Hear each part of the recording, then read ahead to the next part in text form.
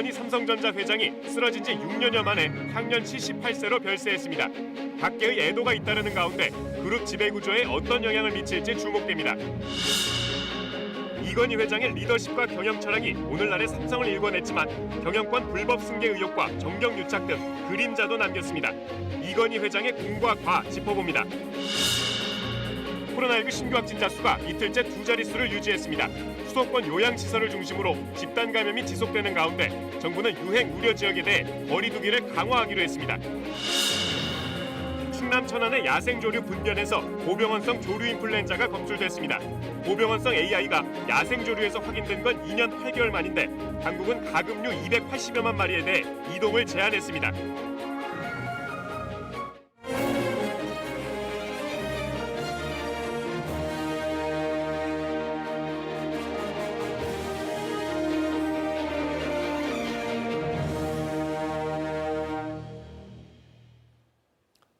여러분 안녕하십니까? 이건희 삼성전자 회장이 오늘 새벽 별세했습니다. 향년 78세, 2014년 급성 심근경색으로 쓰러진 지 6년 5개월 만이고 1987년 회장으로 취임한 지 33년 만입니다. 치료를 받아왔던 삼성 서울병원에 빈소가 차려졌고 장례는 고인과 유족의 뜻에 따라 가족장으로 치러집니다.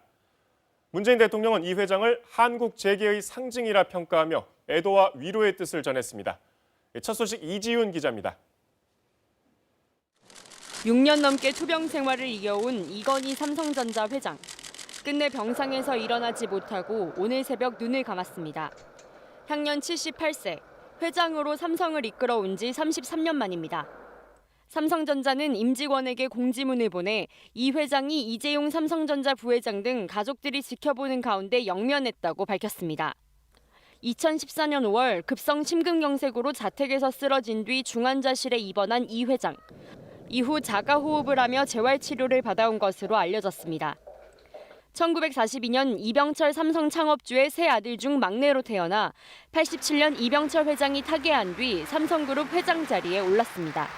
이 회장께서 오래전부터 결정하시고 공식으로 발표를 해두신 이건희 부회장을 후계자로서 지명을 하시고 고 이건희 회장의 빈소는 삼성 서울병원에 마련됐고 상주 이재용 부회장은 자녀들과 함께 오늘 오후 5시쯤 도착해 조문객을 맞았습니다. 문재인 대통령도 오늘 저녁 노영민 비서실장을 보내 애도의 뜻을 전했습니다. 문 대통령은 이 회장은 한국 재계의 상징으로 이 회장의 리더십은 코로나19 등으로 어려운 시기 우리 기업들에게 귀감과 용기가 될 것이라고 말했다고 청와대는 전했습니다. 장례는 고인과 유족의 뜻에 따라 4일 가족장으로 치러집니다. 발인은 오는 28일로 장지는 용인 에버랜드 안에 선형이 유력한 것으로 전해졌습니다. KBS 뉴스 이지윤입니다. 각계각층의 애도와 조의가 잇따르고 있습니다. 빈소가 차려진 삼성 서울병원 연결합니다. 정유진 기자, 빈소는 오후 늦게 마련됐죠. 조문 사양에도 애도 행렬이 이어지고 있다는데 지금 어떻습니까? 네, 날이 어두워지면서 이건희 회장의 별세를 애도하는 조문객들의 발길도 늘고 있습니다. 빈소는 오늘 오후 5시쯤 고인이 치료를 받았던 이곳 삼성 서울병원 장례식장에 마련됐는데요. 빈소가 마련되기 전에 코로나19 방역 등을 위해 조문객이 아닌 사람들의 출입은 통제됐고요. 삼성 관계자들이 현장을 정리하는 모습도 보였습니다. 삼성 측은 앞서 코로나19 방역 때문에 실내 50인 이상 집합이 금지됐다며 조화와 조문을 사양한다고 말했는데요. 실제로 각계에서 보내는 조화들이 계속 도착했지만 차량 진입은 통제하는 모습도 보였습니다. 삼성 사장단 등 삼성 임원과 관계자들의 조문은 내일 오전 10시경부터 시작될 것으로 보입니다. 삼성그룹 임직원들은 내부 시스템에 온라인 추모관을 열고 고인을 애도하고 있습니다. 네, 정 기자, 재계 인사들 또 시민사회단체들도 잇따라 메시지 냈죠? 정리해 주세요. 네, 재계 인사들의 조문도 이어졌는데요. 이 회장의 조카죠. 이재현 CJ 회장은 제일 먼저 유족들을 만난 뒤 국가 경제에 큰 업적을 남긴 분이자 가족을 무척 사랑하셨고 집안을 잘 이끌어주신 작은 아버지였다고 회고했습니다. 현대가의 정몽윤 현대해상 회장과 정몽규 HDC 회장도 직접 빈소를 찾아 유족을 위로했습니다.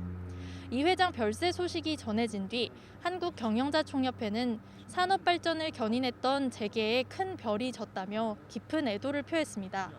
대한상의와 전경련도 삼성을 글로벌 초우량 기업으로 키워낸 이 회장의 업적을 기렸습니다. 노동사회단체들은 이 회장의 별세에 대해 애도의 뜻을 전했지만 고인의 공과는 분명히 구분해야 한다고 밝혔습니다. 앞서 청와대 조문 소식도 전해드렸는데 정치권 반응은 오늘 어땠습니까? 네, 정치권도 당명의의 논평이나 SNS 등으로 고인의 명복을 빌었습니다. 이낙연 민주당 대표는 페이스북에 고인이 고비마다 혁신의 리더십으로 변화를 이끌었다고 평가했습니다. 국민의힘 주호영 원내대표는 이 회장의 기업사를 후대가 기억할 것이라며 일생 군초를 다투며 살아왔을 고인의 명복을 빈다고 밝혔습니다. 정의당은 조의를 표하면서도 대한민국 사회에 정경유착과 무노조 경영이라는 어두운 역사를 남겼다고 평가하기도 했습니다. 지금까지 삼성서울병원에서 KBS 뉴스 정유진입니다. 지금부터는 이건희 회장의 공과 과 짚어보겠습니다. 오늘 주요 외신들은 대체로 이 회장의 리더십을 높이 평가했습니다. 미국 뉴욕타임즈는 삼성의 기술을 거침없이 끌어올렸다. AP통신은 이 회장의 절대적인 권위가 삼성을 키웠다. 또 일본 NHK는 카리스마 있는 경영자 이렇게 보도했는데 이런 평가의 공통점은 이 회장의 강력한 리더십, 이를 바탕으로 한 과감한 혁신이 삼성전자가 반도체와 스마트폰을 통해 글로벌 기업으로 성장하는 데 크게 기여했다는 겁니다. 먼저 오규정 기자가 이건희 회장의 공을 정리했습니다. 삼성이 반도체 사업에 초석을 마련한 건 1974년 당시 동양방송이사였던 이 회장이 부도 위기에 처한 한국 반도체를 인수하면서부터입니다. 아버지 이병철 전 회장에게 반도체 사업을 건의했지만 자본도 기술도 없다며 경영진이 반대하자 사재까지 털어 밀어붙였습니다. 이어 1987년 이건희 회장 체제가 출범하며 본격적으로 꽃을 피웁니다. 92년 세계 최초로 64메가 D램 개발에 성공했고 이듬해엔 메모리 반도체 분야 1위를 거머쥐었습니다. 하지만 그해 이 회장은 미국의 전자매장을 둘러보다 충격을 받습니다. 세계 시장의 진열대 위에서 먼지가 쌓여가고 있는 모습을 볼 때 참을 수 없는 분노에 앞서 서글픈 생각마저 듭니다. 이런 충격은 변화와 혁신을 내건 신경영 선언으로 이어집니다.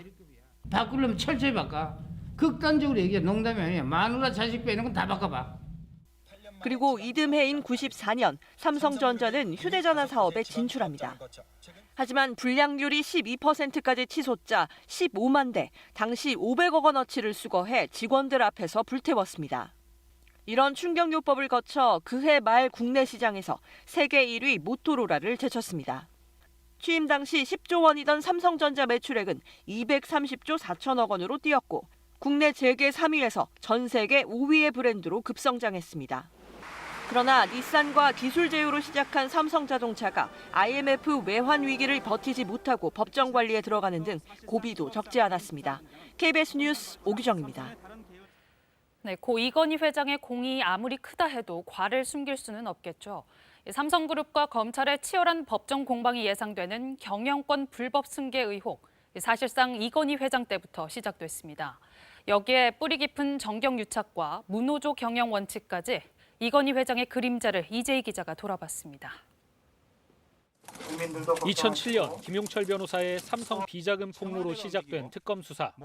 특검팀은 경영권 승계 의혹과 관련한 배임 혐의 등으로 이 회장을 기소했습니다. 아들 이재용 부회장에게 그룹을 물려주기 위해 에버랜드 전환 사채와 삼성 SDS 신주 인수권부 사채를 헐값으로 넘겼다는 겁니다.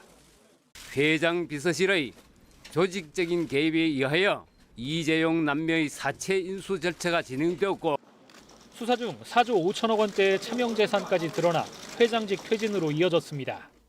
지난날의 허물을 모두 제가 떠안고 가겠습니다.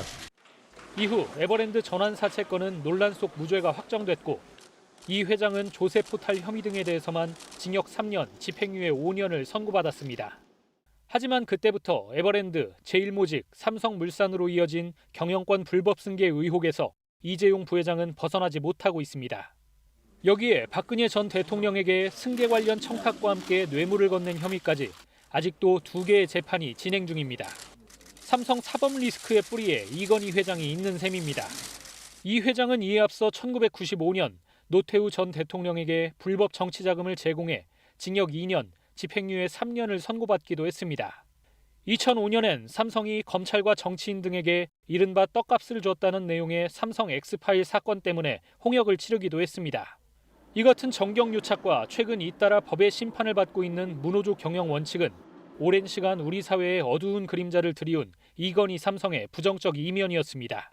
KBS 뉴스 이재입니다. 이건희 회장의 별세로 삼성그룹 지배구조에도 관심이 쏠립니다. 고 이건희 회장은 주식만 18조 원이 넘는 재산을 남겼고 상속세만 10조 원에 이르는 만큼 일부 지분 변동이 불가피할 것으로 보이는데요. 게다가 이재용 부회장은 각종 재판도 진행 중이죠. 삼성그룹 지배구조에는 어떤 영향을 미칠지 박대기 기자가 분석했습니다. 삼성그룹의 이재용 부회장 승계는 거의 마무리된 상태입니다. 2년 전엔 공정위가 삼성 기업 집단의 동일인으로 지정하면서 이 부회장은 총수가 됐습니다. 그룹의 핵심은 삼성전자. 이 부회장의 지분은 0.7%에 불과하지만 삼성물산을 통해 사실상 지배하고 있습니다. 이 부회장 측 지분은 물산과 생명 등을 합쳐 15.7%인데 이건희 회장을 포함한 가족 지분은 5.1%에 불과합니다. 이 회장의 지분이 가족들에게 분할 상속돼도 이 부회장 중심의 지배구조는 영향이 적을 거란 얘기입니다.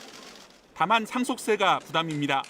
이건희 회장의 유산은 주식만 따져도 18조 2천억 원, 할증세율 60% 등을 감안하면 상속세는 10조 원에 이릅니다. 5년 동안 나눠서 납부하고 주식담보대출을 받더라도 일부 지분 변동은 불가피합니다. 현 지분 구조상 이재용 부회장이 지분을 매각해서 상속세를 마련한다는 것도 좀 쉽지 않죠. 지배구조 변화가 연결될 수밖에 없는. 장기적으로는 여권에서 추진 중인 보험업법 개정이 변수입니다. 보험업법이 개정되면 생명과 화재는 삼성전자 주식 상당수를 매각해야 해 지분 변동에 따른 지배구조가 바뀔 수 있기 때문입니다. 당장은 재판이 관건입니다. 삼성물산 제일모직의 불법 편법 합병으로 경영권을 승계한 혐의의 재판은 최근 1심이 시작됐고 국정농단 뇌물 혐의 사건의 파기환송심도 남아있기 때문입니다. 당초 소환장이 발부됐던 내일 재판엔 부친상으로 출석하지 않습니다. 이건희 회장의 별세와 재판 그리고 법 개정까지 삼성은 당분간 이재용 부회장과 전문 경영인을 축으로 한 현 체제가 유지될 전망입니다. KBS 뉴스 박대기입니다. 이번엔 코로나19 확진 현황 살펴보겠습니다. 국내 신규 확진자 오늘은 61명입니다. 국내 발생은 50명, 경기 27명, 서울 17명 등 대부분 수도권에서 나왔습니다. 그런데 이 통계에 아직 반영되지 않은 또 다른 집단 감염이 수도권에서 또 발생했습니다. 경기도 여주의 한 장애인 요양시설에서 집단 감염이 발생해 관련 확진자만 20여 명에 달하는 것으로 집계됐습니다. 정부는 지역사회 전파가 우려되는 소규모 지역 단위에 한정해 거리 두기를 강화하고 고위험군에 대한 전수 진단 검사도 확대 실시하기로 했습니다. 또 헬로윈데이에 대비해 클럽과 같은 유흥시설 방역 수칙도 집중 점검합니다. 김민혁 기자가 관련 소식들 정리했습니다. 경기도 여주에 있는 한 중증장애인 요양시설입니다. 이곳에 입소한 A씨가 어제 최초로 확진됐습니다. 역학조사를 해봤더니 관련 확진자가 하루새 24명 더 늘어났습니다. 여기에 최초 확진자인 A씨의 접촉자가 동두천시에서 추가로 확진돼 누적 확진자는 26명이 됐습니다. 시설 자체에서 건강검진을 한 것 같으세요. 그거에서 외부인 접촉이 있어서 감염된 게 아니냐 추정만 그렇게 하고 있는 것 같으세요. 경기도 남양주시 행복회 요양원과 관련한 확진자는 3명이 늘었고 군포 의료기관과 안양 요양시설 관련 확진자도 3명이 추가로 확인됐습니다. 이처럼 요양시설 내 감염이 확산하면서 정부는 추가 대책을 내놨습니다. 이미 수도권 지역 요양병원 등에 대한 전수검사가 진행 중인 가운데 매주 지역사회 전파가 우려되는 지역을 시군구 단위로 선정해 그 지역만 거리두기를 강화하고 특히 고위험군에 대해선 선제적으로 전수 진단 검사하는 방안도 검토하기로 했습니다. 또 젊은 층이 많이 몰릴 것으로 예상되는 헬로윈 데이를 앞두고 클럽 등 유흥시설에 대한 방역수칙 관리도 강화됩니다. 이달 말까지 서울 이태원, 홍대, 건대 입구와 강남 교대 신촌역, 그리고 인천 부평과 부산 서면 지역까지 집중 점검에 들어갑니다. 주말 밤 10시부터 새벽 3시까지 단속할 예정인데 방역수칙을 한 번이라도 어긴 게 적발되면 즉시 퇴출하는 원스트라이크 아웃제가 적용됩니다. 소규모 파티를 가지고 싶어하는 그런 바람은 충분히 저희들도 이해를 합니다. 그러나 지금은 우리가 조금이라도 방심을 하면은 또다시 새로운 집단 감염이 크게 발생할 수 있는 그런 여건이기 때문에 한편 정부는 계절독감은 국내에서만 해마다 3천여 명이 사망하는 위험한 감염병인 만큼 백신 접종은 부작용보다 그 이익이 훨씬 크다며 접종을 계속할 것이라고 강조했습니다. KBS 뉴스 김민혁입니다. 철새 도래기가 시작됐는데 충남 천안에서 채취한 야생 조류 분변에서 고병원성 조류 인플루엔자 AI가 검출됐습니다. 국내 야생 조류가 AI에 확진된 건 2년 8개월 만입니다. 축산당국은 일대 가금류 이동을 통제하는 등 차단 방역에 돌입했습니다. 박연선 기자입니다. 충남 천안과 아산을 흐르는 봉강천입니다. 고병원성 조류 인플루엔자 AI가 발생했다는 안내 표지판이 천변을 따라 설치되고 반경 500m 내 사람과 차량 출입이 통제됐습니다. 지난 21일 봉강천 주변 모래톱에서 채취한 야생조류 분변을 검사했더니 H5N8형 고병원성 AI가 확인됐습니다. 국내 야생조류에서 고병원성 AI가 확진된 건 지난 2018년 2월 이후 2년 8개월 만입니다. 이곳은 충남의 대표 양계 농가 밀집 지역입니다. 반경 10km 내 천안과 아산, 세종 등 3개 시군에서 181농가가 닭과 오리 등 가금류 274만 마리를 키우고 있습니다. 축산당국은 이에 따라 반경 10km를 야생조류 방역대로 정하고 가금류 이동을 통제했습니다. 식용란 반출 시에도 간이 검사를 거치도록 하고 분변 반출도 제한했습니다. 전국적으로도 가금류 방사 사육을 금지하고 천안 지역 전통시장에서는 가금류 판매소 운영을 중단하기로 했습니다. 또 소독 차량과 광역 방제기를 긴급 지원하고 공동 방제단을 꾸려 생석회 살포 등 농가 개별 소독에도 나섰습니다. 하천 주변에 출입하시는 낚시객들로 인해서 해당 지역에 있는 바이러스를 물리적으로 전파하는 요인이 될 수 있기 때문에 해당 지역에서 낚시를 금지해 주시는데 협조를. 최근 해외에서 고병원성 AI가 잇따라 발생하고 철새 도래기가 본격적으로 시작되면서 AI 확산 방지에 비상이 걸렸습니다. KBS 뉴스 박연선입니다. 21대 국회 첫 국정감사가 마무리에 접어든 가운데 추미애 법무부 장관이 내일 국감장에 다시 출석합니다. 윤석열 검찰총장이 쏟아낸 작심 발언에 대해 추 장관이 반격에 나설지 주목되는데 여야는 공수처와 특검을 두고 대립을 이어갈 전망입니다. 이화진 기자입니다. 법리적으로 보면은 검찰총장은 법무부 장관의 부하가 아닙니다. 그렇죠. 만약에 부하라면 검찰총장이라는 이런 직제를 만들 필요도 없고요. 작심 발언을 쏟아낸 윤석열 검찰총장.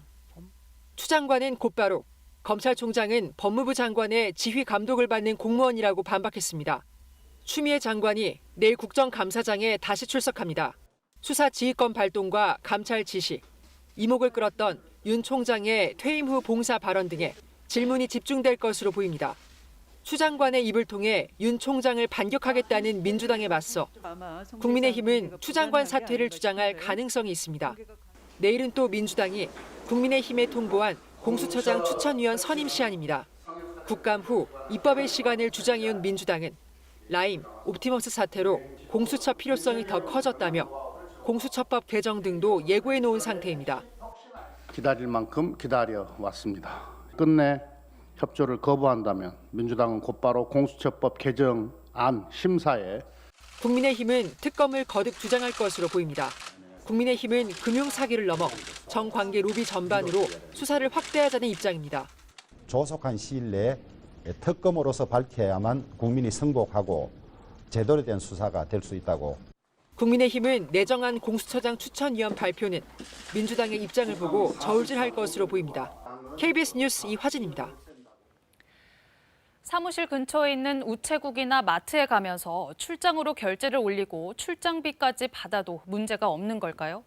공공기관인 민주평화통일자문회의 사무처 공무원들 이야기입니다.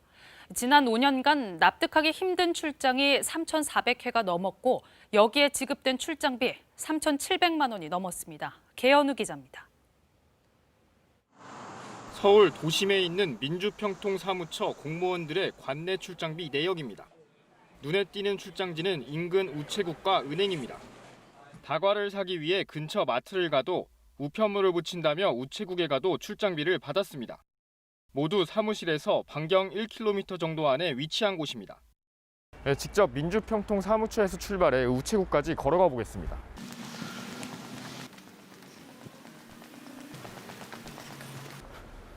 (12분) 정도 걸렸는데 이 우체국에 다녀오는 데만 4시간 넘게 걸렸다고 출장비를 올리기도 했습니다. 한 직원은 지난해 인근은행에 출장만 120차례 다녀왔습니다. 외근이 주 업무인 운전기사는 운전을 하고 왔다며 비서실 직원들은 시내에 수행을 다녀왔다며 관내 출장비를 받았습니다. 이런 식으로 지난 5년간 사무처 공무원들이 신청한 관내 출장은 3,400여 회, 지급된 출장비는 3,700만 원이 넘습니다. 한 건당 출장비는 1에서 2만 원이었습니다. 공무원 여비 규정상 왕복 2km 이상이면 출장비를 올릴 수는 있지만 기관장 재량에 따라 제한할 수 있습니다. 외교부나 통일부 산하 공공기관을 다 우리가 전수조사를 해봤습니다. 어느 기관도 이렇게 마구잡이로 출장비 처리하는 기관이 한 군데도 없었습니다. 도덕적 해이가 큰 거죠. 관리를 엄격하게 해야 될 것이고. 민주평통사무처는 규정을 어기지는 않았지만 국민 정서상 부적절해 보일 수 있다고 말했습니다. 또 부적정 지급 사례를 확인 중이라면서 개선안을 마련하겠다고 밝혔습니다. KBS 뉴스 개연우입니다. 일회용품에 사용되는 플라스틱, 분해되는데 오랜 시간이 걸리죠. 그래서 대안으로 6개월 안에 자연 분해되는 친환경 소재를 요즘 많이 쓰고 있는데 일반 쓰레기와 섞어서 배출하다 보니 매립이 아니라 소각되는 경우가 더 많은 것으로 드러났습니다. 정부가 친환경 인증만 하고 정작 쓰레기 처리에 관한 기준은 마련하지 않은 탓에 결과적으로는 친환경이란 특성을 제대로 살리지 못하고 있었습니다. 양민철 기자가 취재했습니다. 편의점 샌드위치 포장에도 카페에서 쓰이는 일회용 포크에도 생분해성 수지의 일종인 폴리락타이드 소재가 쓰였습니다. 주로 식품용 용기나 포장 용도로 쓰이는 폴리락타이드는 옥수수나 사탕수수 전분 등을 이용해 만들어진 수지로 이러한 생분해성 수지는 일정 조건에서 매립되면 6개월 내 미생물에 의해 분해됩니다. 그러나 실제로 생분해성 수지를 처리할 땐 매립보다는 소각되는 경우가 더 많습니다. 별도의 처리 과정 없이 종량제 봉투에 담겨 일반 쓰레기와 함께 배출되기 때문입니다. 국회 환경노동위원회 이수진 의원이 KBS에 제공한 자료에 따르면 종량제 폐기물의 절반 이상은 소각되고 매립되는 비율은 30%에도 미치지 못합니다. 겉보기에는 일반 플라스틱이나 비닐과 비슷하다 보니 분리수거 대상이 아닌데도 플라스틱이나 비닐 등과 함께 섞여 들어가기도 합니다. 재활용 현장에서의 혼선도 가중될 수밖에 없습니다. 종이랑 이제 캔만 확실히 걸러내고. 네. 그러면 일단은 여기 비닐이랑 플라스틱처럼 보이는 거는 다 들어가는 거예요? 저기? 네. 다 내려보내요. 이에 따라 생분해성 수지에 대한 인증기관인 환경부가 사후 처리에 대해서도 명확한 지침을 내려줘야 한다는 지적입니다. 환경부에서 이제 생분해성 수지 관련해가지고 이제 법 제도를 좀 마련했고 또 시민들께 홍보도 좀 하고 그렇게 해서 이게 어떻게 처리되는지 그러나 다만 결국은 생활 쓰레기를 줄이는 게 가장 중요합니다. 이에 환경부는 생분해성 수지가 분리수거 대상은 아니어서 별도의 선별 처리 지침이 마련돼 있지 않다고 밝혔습니다. KBS 뉴스 양민철입니다. 올해 여름 장마 기간이 역대 가장 길었던 데다 태풍도 잇따랐죠. 산사태 피해가 컸습니다. 산지가 많은 전방 지역에서도 철책이 박힌 땅이 이렇게 쓸려가거나 흘러내린 토사가 철책을 덮치는 일이 속출했습니다. 철책 파손 사례가 204건, 지난 2년에 비해 크게 늘었습니다. 그런데 이런 사고들 반드시 집중호우 탓으로 돌릴 수만은 없어 보입니다. 철책 공사를 하거나 작전도로 등을 낸 뒤 예방 조치를 하지 않아서 피해를 키웠다는 지적도 있다는데 실제로 그런지 지형철 기자가 현장 취재했습니다. 전방 동부전선의 산악도로, 양쪽은 지뢰 매설 지역입니다. 지난 여름 집중호우로 발생한 낙석과 쓰러진 나무가 방치돼 있습니다. 이곳엔 배수로가 있습니다. 하지만 제 기능을 못하면서 비가 오게 되면 이 산에서 들이치는 물이 다른 곳으로 흐르게 되고 땅을 깎아내리면서 도로폭의 절반이 이미 무너져 내렸습니다. 군시설 인근 백두대간 탐방로가 조성되는 곳입니다. 작전하는 장병들의 이동로가 되는 교통호는 군데군데 흙이 무너져 내렸습니다. 폭우가 오면 교통호 전체가 흙이 떠내려가는 물길이 될 수 있습니다. 나중에 이제 일시에 훅 무너질 수 있는 그런 형태들이 이쪽에서는 지금 교통호가 피복이 안 돼 있기 때문에. 산 정상 부근 능선을 따라 군이 낸 전술도로. 아래 경사면을 향해 흙과 바위가 무너져 내려가고 있습니다. 비가 오면 낙석 사고가 발생할 수 있습니다. 위성 사진상으로 본 인근 고지도 마찬가지.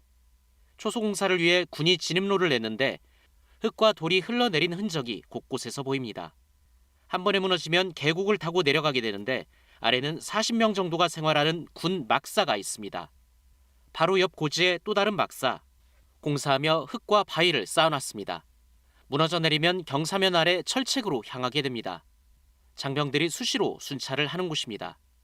이처럼 전방 군부대 주변 곳곳에 산사태와 낙석 사고 위험이 있는데 지자체와 산림청에서는 부지 사용자가 군이라는 이유로, 군은 본연의 임무가 아니라는 이유로 예방 조치를 소홀히 한다는 지적입니다. 산림 전문가들이 현장에 나가본다고 해도 군의 특성상 접근이 힘들다거나 산림청과 협조가 잘 안 되는 걸로 파악했습니다. 군 작전구역이거나 위험하다는 이유로 예방 공사를 미루는 경우도 적지 않습니다. KBS 뉴스 지형철입니다. 전북 고창의 한 초등학교에서 1학년 담임교사가 8살짜리 학생에게 아버지 전화번호를 대라며 폭언을 한 음성이 공개돼 큰 공분을 일으켰습니다. 당시 정황이 담긴 녹취를 전문가들과 함께 분석해 봤더니 학대가 매우 심각한 수준이었다는 진단이 나왔습니다. 조선우 기자입니다. 초등학교 1학년 수업 시간에 반복된 담임교사의 폭언. 정신의학과 전문의에게 학대 당시 상황을 들려줬습니다. 뭐라고? 똑바로 말하네? 저기 나는 니네 애기한테 전화할 때 010 끝나냐? 네, 음성 들어봤는데 그런 무서운 상황에서는 어쩔 줄 모르고 얼어붙거나 또 이것이 반복이 되면 상당히 무기력해지고 또 이런 상황을 자신의 탓으로 또 이렇게 왜곡해서 또 아동학교 수아는 피해 아동이 그린 그림을 살펴봤습니다. 그러니까 손은 얘가 환경과 접촉하는 되게 첫 번째 수단이에요. 손이 누가 봐도 일반적인 사람의 손은 아니잖아요. 이게 남자 어른에 대한 사항은 굉장히 좀 무섭고. 이렇게 정서적 학대의 폐해가 크지만 피해 아동이 수사기관에 세부적인 진술을 하지 못하면 처벌까지 이어지긴 어렵습니다. 이제 명확한 증거와 명확한 진술 여러 가지 것들이 뒷받침돼서 이제 진행이 되는데 정서학대에 대해서 덜 위험하다라고 하는 관점들이 게다가 피해 아동이 사는 전북 고창군은 치료 지원을 받을 기관이 없어 차로 1시간 거리인 전남 영광까지 먼 길을 다녀야 합니다. 그곳에 상주하는 아동학대 사례 관리 요원은 없는 거죠. 물리적 거리와 인프라 때문에 심지어는 어떤 상황들 때문에 더 늦어질 수 있는 거죠. 전문가들은 피해 아동이 상처를 치유할 수 있도록 지역사회의 유기적인 역할이 중요하다고 입을 모았습니다. KBS 뉴스 조선우입니다. 네, 역사와 전통이 깃든 궁궐과 이 현대 미술 작품이 만나면 어떤 모습일까요? 단풍으로 물들어가는 도심 속 궁궐이 미술 전시장으로 변신해 색다른 감성을 전한다는데요. 전통과 현대의 만남, 김석 기자가 안내합니다. 푸르른 가을 하늘 아래 멋과 정취를 더해가는 도심 속 휴식처 고궁. 고즈넉한 건물 앞에서 관람객들이 무언가를 유심히 살피고 있습니다. 건물 안에 있는 건 기묘한 형태미를 보여주는 현대미술 작품. 오래된 궁궐 건축과 어울려 전혀 색다른 느낌으로 다가옵니다. 앞뒤로 시원하게 열린 공간은 화사한 꽃밭으로 도종 임금의 쉼터이자 연회장이었던 곳은 멋진 야외 극장으로, 소담한 운치를 뽐내는 궁궐 연못은 알록달록 화사한 야외 조각 전시장으로 변신했습니다. 덕수궁 곳곳이 근사한 야외 미술관으로 변신한 겁니다.